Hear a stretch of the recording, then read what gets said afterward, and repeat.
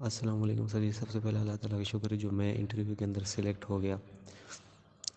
17 दिसंबर को सर जी मुझे कॉल आई कि मुझे 7 बजे सिलेक्शन सेंटर के अंदर पहुंचना होगा। सर जी मैं 18 दिसंबर को मैं वहाँ सिलेक्शन सेंटर के अंदर पहुंच गया और तकरीबन 7 बजे मैं पहुंच गया था वहाँ पे।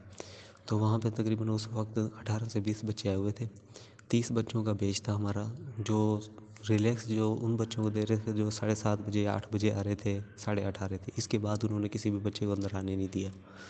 तो इंटरव्यू जब हमें डेट मौसूल हो जाए तो उससे अगले दिन ही इंटरव्यू होता है। कोई दरमियान में 1-2 दिन का गैप नहीं होता। सिर्फ आपको 12 घंटे मिलती है वहाँ पहुँचने के लिए। तो मैं वहाँ पर पहुँच गया 7 बजे। तो उन्होंने थोड़ी देर बाद जब 20 बच्चे हो गए तो देखा कि और कोई बच्चा नहीं आ रहा। उन्होंने तकरीबन 8 बजे के वक्त जो मतलब कि उन्होंने हमें ऐसे लिखने के लिए 2 ब्लैंक शीट दे दी। ब्लैंक शीट के ऊपर उन्होंने कहा अपना नाम वगैरह लिखे, वो हमने लिखे। उसके बाद सर जी उन्होंने हमें 2 ऐसे के टॉपिक दे दिए। एक achievement outside academic life, English का ऐसे था, और माशरे में ज़हनी तनाव की सबसे बड़ी वजूहत, ये था। ये 2 टॉपिक थे सर जी, हमने ये लिखे। 5-5 मिनट दिए थे इन्होंने। डिस्ट्रीब्यूशन हमने टाइम की खुद करनी थी। उसके बाद सर जी तकरीबन 9 बजे के 9 थोड़ी देर हमें बिठाया गया कि कर्नल साहब आ रहे हैं, वो आपका इंटरव्यू लेंगे। कर्नल साहब आए सर जी थोड़ी देर में। तो तकरीबन 9 बजे एक हमारा इंटरव्यू शुरू हो गया सर जी। मेरा जो वो आपको फिर नंबर दे देते हैं, नंबर वाइज बिठाते हैं आपको। मेरा तकरीबन नंबर तीसरा था। इंटरव्यू के लिए मैं अंदर चला गया। जो कैप्टन साहब थे वो मतलब साई की चेक करने के लिए दरवाज़ा अंदर जाने के बाद सर जी मैं जिस तरह से आपने गाइडलाइन दी थी कि भाई बच्चों से किस तरह से अंदर जाना है, हमने मतलब कि अपने बारे में क्या क्या बताना है, उसी तरह से सर जी आपकी गाइडलाइन के मुताबिक बिल्कुल अमल किया मैंने। वहाँ जाने के बाद सर जी जो मैंने बायोडाटा फॉर्म दे रहा था वो जो कैप्टन साहब थे वो मतलब साई की चेक करने के लिए फिजियोलॉजिस्ट थे, वो बैठे हुए थे वहाँ पे, और 7 कर्नल साहब बैठे हुए थे। तो उन्होंने इंट्रोड्यूस योर सेल्फ ये क्वेश्चन मुझसे किया। तो मैं थोड़ा घबराया हुआ था क्योंकि पहली दफ़ा इंटरव्यू देने के लिए गया। उन्होंने कैप्टन साहब ने कहा कि आप अपनी मादरी ज़ुबान के अंदर इंटरव्यू दें।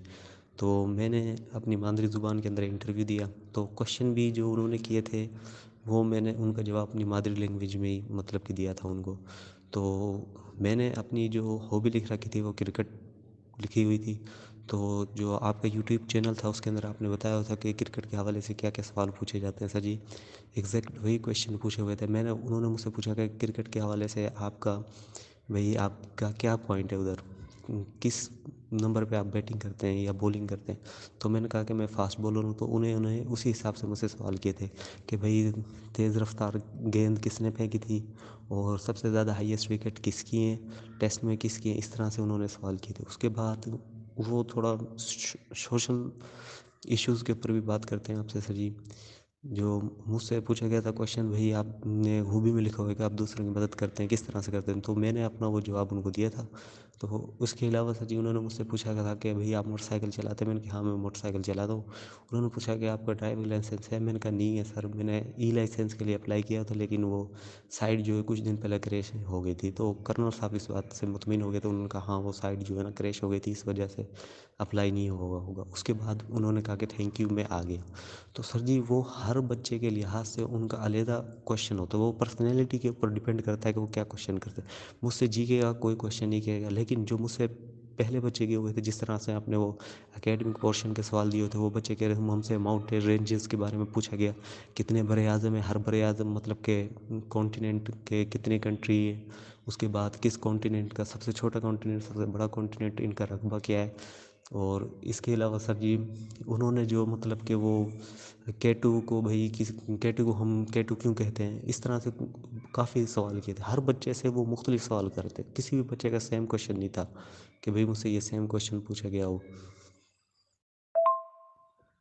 सर जी आपका बहुत बहुत शुक्रिया, क्योंकि मुझे 10 दिन गुजर चुके थे, इंटरव्यू की कॉल अभी तक नहीं आई। तो मुझे ये पता था कि हम मेरे पास 1 या 2 दिन का टाइम है, मुझे किसी भी वक्त इंटरव्यू की कॉल आ जाएगी। मुझे इंटरव्यू के बारे में कुछ भी नहीं पता था। सिर्फ आपके यूट्यूब चैनल है उसके ऊपर अचानक वो वीडियो आ गई थी आपकी। तो मैंने कहा चलो देख लेते हैं। फिर मैंने आपका नंबर लिया वहाँ से, फिर मैंने आपको मैसेज किया, आपने फ़ौरन रिप्लाई दिया। तो आपने मुझे ग्रुप के अंदर ऐड कर दिया, उसका बहुत बहुत शुक्रिया सर जी। मुझे सर ज़्यादा फ़ायदा हुआ जो सर जी आपने मेरिट्स के बारे में बताया, जो इंटरव्यू भाई किस तरह से होता है, किस तरह से आपने अंदर जाना है, जो स्पीचिंग टॉपिक थे जिनके पर हम बात करते थे 9 बजे से लेकर 10 बजे तक या 10:30 बजे तक, वो मैंने 2 दिन क्लास ली सर जी। उससे ये था कि मेरी पर्सनैलिटी इम्प्रूव हुई भाई, किस तरह से मैंने कर्नल साहब या उनके सामने जाके बोलना है, उससे मतलब कि काफ़ी हेल्प मिली। उसके अलावा सर जी आपका बहुत बहुत शुक्रिया, जो आपने एकेडमिक पोर्शन के जो सवाल भेजे हुए थे अभी परसों वाले दिन, वो मैंने तैयार कर लिए थे भाई, करंट इशू क्या है, और उसके बाद हमारा गवर्नर वगैरह ये वो माउंटेन रेंजेस के बारे में, और काफ़ी कुछ आपने बताया हुआ था, तो उसके अंदर काफ़ी उससे मदद मिली।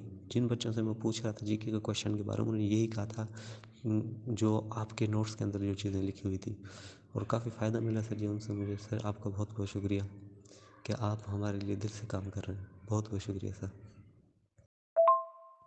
सर अल्लाह ताला आपको और भी ज़्यादा तरक्कियाँ दे, हमारी दुआ सर जी आपके साथ है।